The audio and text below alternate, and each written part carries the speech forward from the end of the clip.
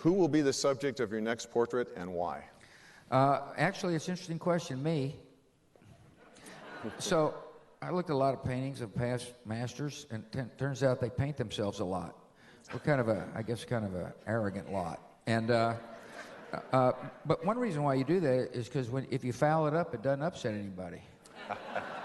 So Cedric Huckabee, one of my instructors, paints these giant portraits. He's the guy that suggested I paint vets. He's a fabulous painter, by the way. You ought to Google him. And they're big faces. This guy happens to be an African American, and he's painted the faces nobody knows. He knows them because they're his relatives and people he grew up with, and they're great paintings. And so he said, you ought to paint a huge portrait, 6 foot big, and it's me. And my face on 6 foot canvas, that's a lot of face. And and so I'm working on that. It takes a long time. And so Cedric is helping me through this. And it turns out each part of your face becomes almost like a portrait unto itself.